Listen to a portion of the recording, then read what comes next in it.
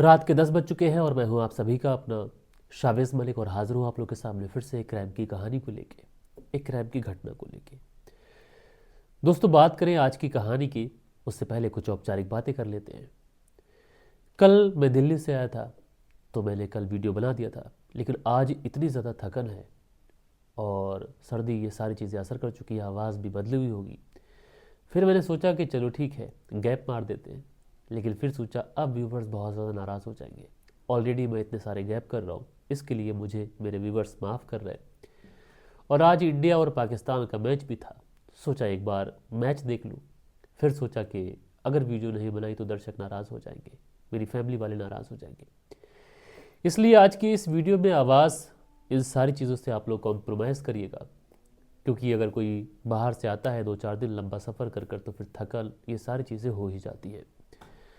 और दोस्तों, आज की कहानी की बात करें, आज की कहानी जब मैं आप लोग को सुनाऊंगा तो इस कहानी के अंदर इतना दर्द, इतनी ज़्यादा तकलीफ़ है कि आप लोग जब इस पूरी कहानी को सुनेंगे तो आप लोग सोचेंगे कि आज के इस दौर में इंसान जो है वो इतना ज़्यादा गिर चुका है, इतना ज़्यादा अंधा हो चुका है कि वो ये देखता ही नहीं कि उसके एक गलत फैसले की वजह से एक नहीं बल्कि कई जिंदगियां तबाह बर्बाद हो जाती हैं, जैसा कि आज की कहानी के अंदर होता है।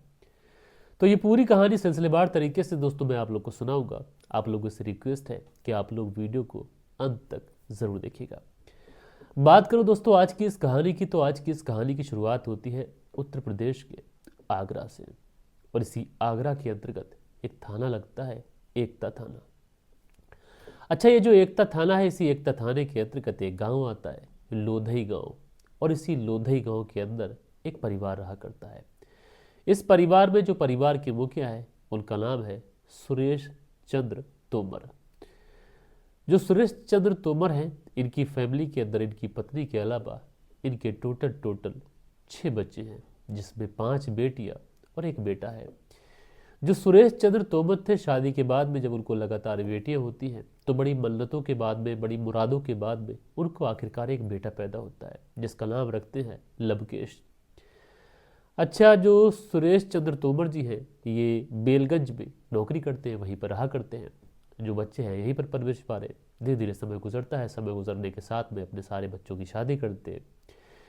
जो घर का लाडला बेटा, जो घर का इकलौता चश्मो चिराग था, लवकेश, वो भी अब लगभग 23 साल के आसपास हो चुका था, 22-23 साल के आसपास।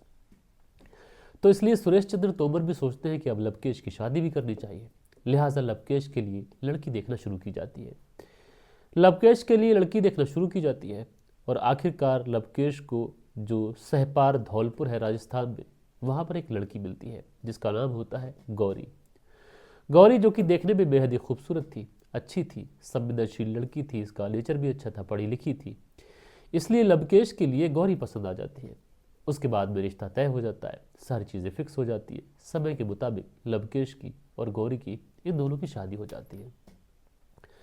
अब लवकेश का घर बस चुका था। लवकेश बिजली फिटिंग का काम किया करता था और जो पिता थे ये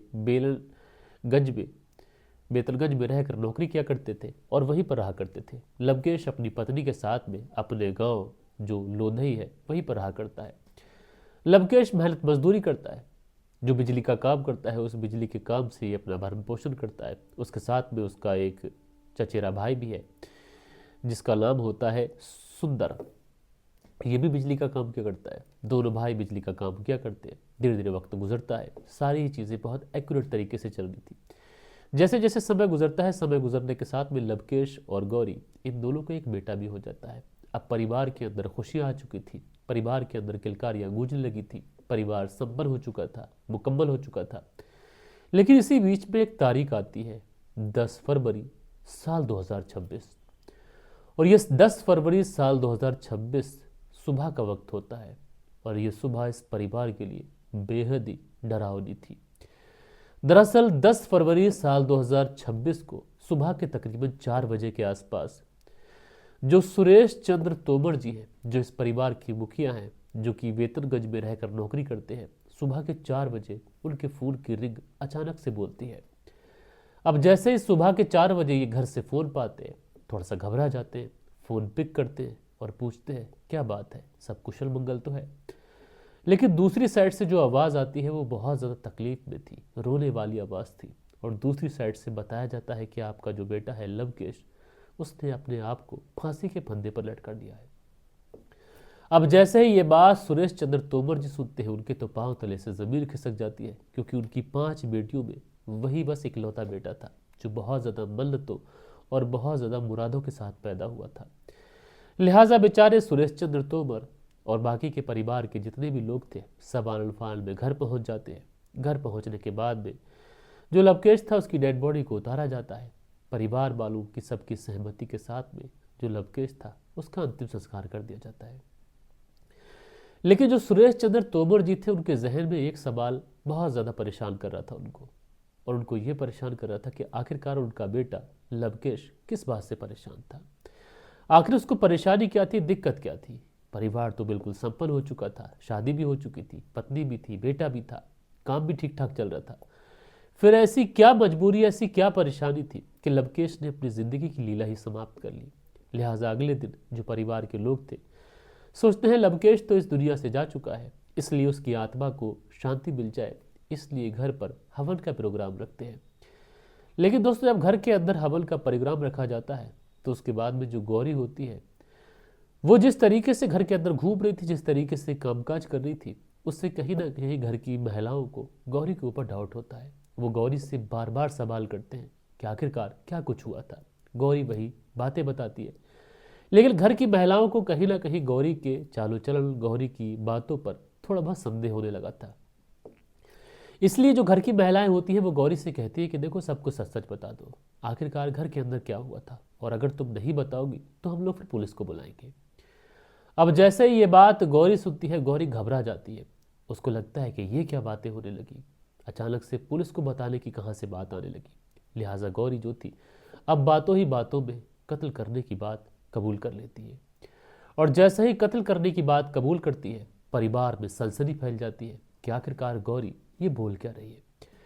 उसके बाद में तुरंत इस बात की सूचना जो होती है नज़दीकी पुलिस थाने में दी जाती है। पुलिस की जो टीम होती है आनन फानन में तुरंत जो लवकेश थे, जिन्होंने फांसी लगाकर अपनी जान दे दी थी, ऐसा बताया गया, उनके घर पे पहुंचती है। घर पे पहुंचने के बाद में गौरी को अरेस्ट करती है। अरेस्ट करने के बाद में गौरी को पुलिस थाने लेके आती है, और पुलिस थाने लाने के बाद में गौरी से सिर्फ और सिर्फ एक ही सवाल किया जाता है, क्या तुम जो कुछ बता रही हो क्या वो सच है या फिर किसी के दबाव में बोल रही हो। लेकिन गौरी जो कि ऑलरेडी अपनी सारी बातें कबूल कर चुकी थी, तो गौरी पुलिस को वही बताती है जो उसने घर के अंदर बताया था।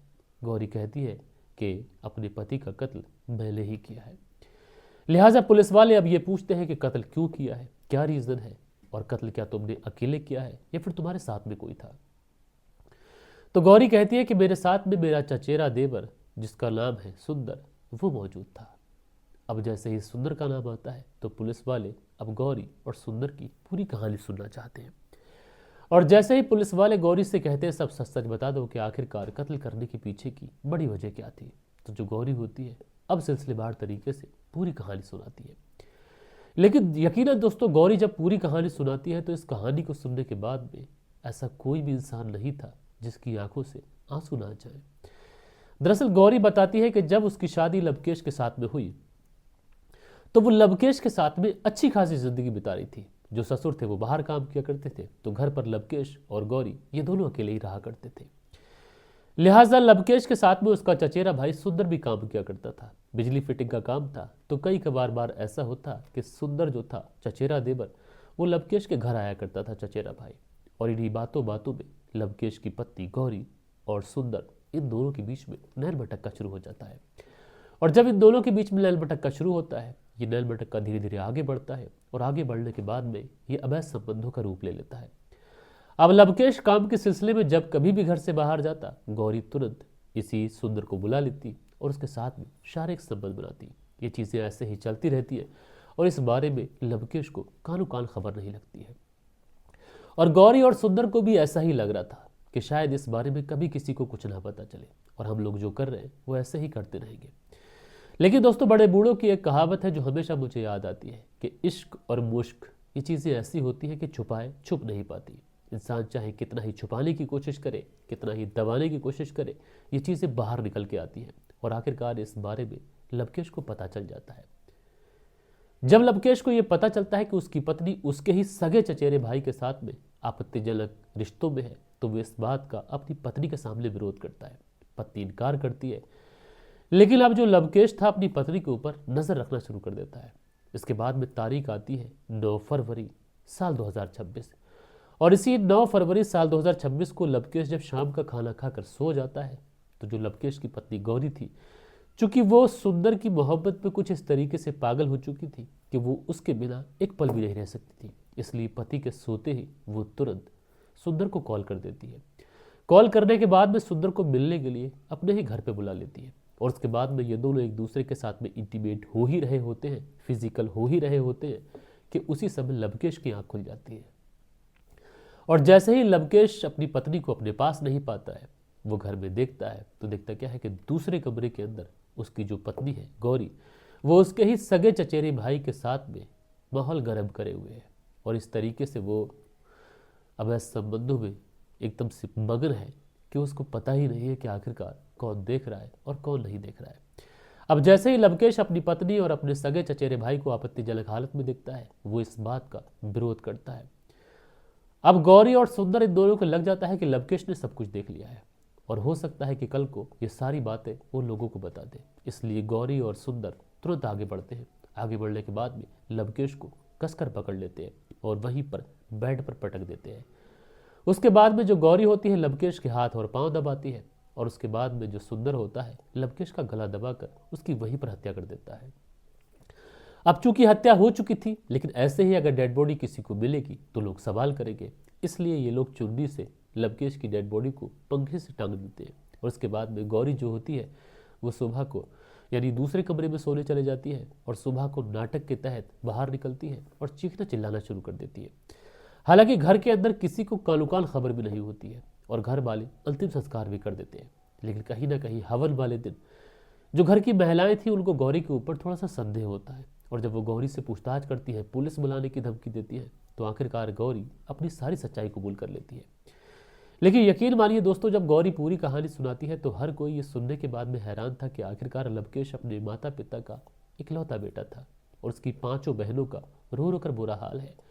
5 बहनें रो रो कर बस एक ही बात कह रही थी कि भाभी को अगर मेरे भाई के साथ नहीं रहना था तो बेशक वो किसी और के साथ चली जाती, लेकिन उन्हें मेरे भाई की जान लेने का अधिकार किसने दिया? मेरा इकलौता भाई था, अब हमारा तो पूरा परिवार उजड़ के रह गया है। तो यहाँ पर दोस्तों गौरी के पास में रास्ता था कि अगर वो किसी के साथ प्यार करती थी तो वो लवकेश को छोड़ के भले ही चले जाती, लेकिन कत्ल करके उसे क्या मिल गया?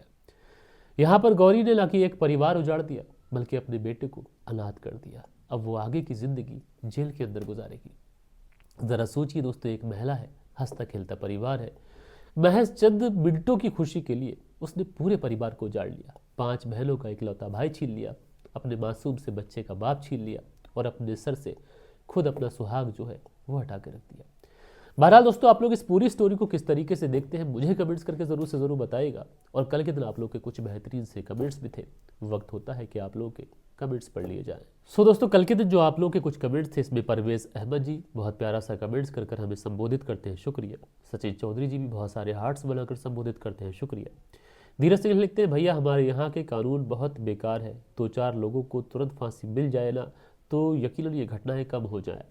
तो धीरज सिंह जी, ऐसे ही फांसी नहीं होती, पहले को केस चलता है, केस में कई बार ऐसा होता है कि जो दोष लगाए जाते हैं वो झूठे निकलते हैं, तो ये ज़रूरी है कि कम से कम ये पता चल पाए कि दोषी कौन है और उसके बाद ही सज़ा मिले। अस्सलाम वालेकुम शाहिद भाई, कैसे हो आप? अल्लाह आपको सलामत रखे। ये खान अकील जी प्यारा सा कमेंट्स करते हैं, तो वालेकुम सलाम जी, शुक्रिया आपका। फरजाना सिद्दीकी लिखते हैं, मोस्टली क्रॉस चेकिंग, इंसान अगर गुनहगार हो तो पकड़ा जाता है। जी आपने बहुत अच्छी बात कही, गुनहगार कभी बच नहीं पाता। नसीर अहमद लिखते हैं, अस्सलाम वालेकुम शाहिद भाई, कैसे हैं आप? अच्छा लगा कि आप वापस दिखे। तो नसीर अहमद जी, वालेकुम सलाम, मैं शुक्रगुजार हूँ कि आप इंतज़ार करते रहे और जिस तरीके से कमेंट्स करते हैं, बढ़िया। नागेश गौड़ है, लिखते हैं, गुड टुमारो इस बर्थडे प्लीज़ विश हिम। तो नागेश गौड़ जी, आज आपका जन्मदिन है और आपको आपके जन्मदिन की ढेर सारी शुभकामनाएं मेरी तरफ से, मेरी तमाम यूट्यूब फैमिली की तरफ से। आप हज़ारों साल जिए और खुशहाल ज़िंदगी जिए। उसके बाद में जलालुद्दीन लिखते हैं, सर आप मिस्टर इंडिया बन जाते हो, यानी गायब हो जाते हो और स्टोरी कई दिन नहीं आती, तो मैं माफ़ी चाहता हूँ आपसे। सुल्त्यागी लिखते हैं, वीडियो कई दिन के बाद डाला है रेणु सुल्त्यागी शाहना बुलंदशहर से, बहुत माफ़ी चाहते हैं, बहुत शर्मिंदा है। उसके बाद में सोहनलाल सेतिया हैं, बोलते हैं नमस्कार सर जी। तो भैया नमस्कार, कैसे हैं आप। उसके बाद में राधेश्याम शर्मा सिरसी जयपुर राजस्थान से सुनते हैं, लिखते हैं रोज़ आने वाली कहानी को छू मंत्र हो जाते हैं, दूसरे चैनल से प्रसारित कहानी लेकर आए हो, तो मैं बहुत माफ़ी चाहता हूँ, शुक्रिया आपका। मोहम्मद आमिर लिखते हैं, आपकी स्टोरी डेली इंतज़ार करते हैं हम, तो बहुत माफ़ी चाहते हैं। उसके बाद में शमशुल अंसारी जी कमेंट्स करते हैं, शुक्रिया। शहाबुद्दीन जी धीरज सिंह लिखते हैं, जय श्री महाकाल भैया, शिवरात्रि की हार्दिक शुभकामनाएं, भोलेनाथ आप पर कृपा बनाए रखे। धीरज सिंह मथुरा से सुनते हैं। तो भैया धीरज सिंह जी, जय श्री महाकाल जी और महाशिवरात्रि की आप सभी भाइयों को बहुत हार्दिक शुभकामनाएं। उसके बाद में प्रानंद ठाकुर जी लिखते हैं, very good morning sir ji. तो मेरे भाई good morning, daily waiting your story. Farzana ji लिखते हैं, मोहम्मद सूरज जी कमेंट्स करते हैं, वालिश बिहारी लिखते हैं, मलिक साहब जी नमस्कार सर जी, मैं रोज़ फ़ोन उलट पुलट करता हूँ ताकि आपकी कहानी नहीं आती है, और मैं कमेंट्स भी नहीं, आप बताते भी नहीं हो, और मेरा कमेंट्स रात को आता है, ये नहीं है कि दिल्ली से आ गए हैं ना, आप कहानी लोड किया करो जी, थैंक्स सर जी। तो बालिश बिहारी जी माफ़ी चाहते हैं, जिस तरीके से हमने चैनल पर काम नहीं किया और अपने व्यूवर्स को बहुत तरीके से डिमोटिवेट किया, लेकिन अब से कोशिश करेंगे कि डेली हम लोग कहानी लेके आएँ। बाकी दोस्तों, आज की कहानी के बारे में आप लोग अपना व्यू, अपना कमेंट्स मुझे ज़रूर शेयर करिएगा। मैं मिलता हूँ आप लोगों से कल के दिन किसी और स्टोरी के साथ में। जब तक के लिए अपना ख्याल रखें, देश का ख्याल रखें, परिवार के रिश्तों की अहमियत को समझें। जय हिंद, जय भारत।